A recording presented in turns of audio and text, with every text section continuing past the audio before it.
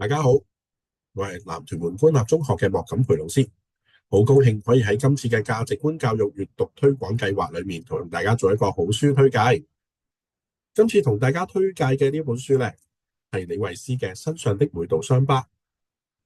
呢本書係李慧詩嘅自傳嚟㗎，佢喺入邊分享咗佢嘅成長經歷、挑戰同心路歷程。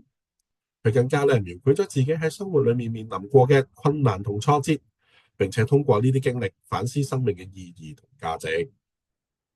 記得喺書裏面提到，每一道傷疤唔單單係身體上面嘅痕跡，更加係心靈上面成長嘅證明。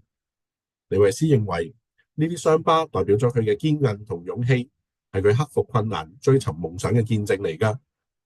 所以咧，呢本書正正就好值得我哋咧學習佢裏面嘅堅毅不屈啦。除此之外咧，我亦都留意到書裏面咧有一個小插曲㗎噃。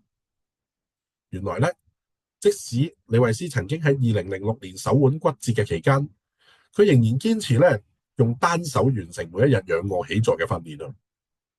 到後來手傷初愈啦，都未有比賽啫，佢就將強度加到去咧每一次咧做150次嘅仰臥起坐。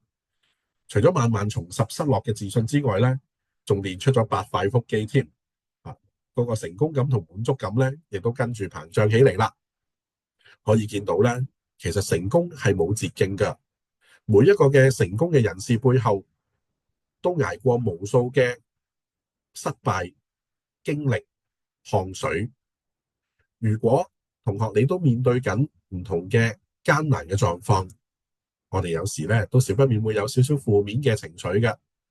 但係只要我哋睇一睇名人嘅分享，吸取大家曾經經歷過嘅教訓，我哋自然咧可以學習佢嘅堅毅不屈，將呢個價值觀帶入到我哋生活當中，咁成功距離我哋就不遠啦。今次嘅分享去到呢度啦，好多謝大家。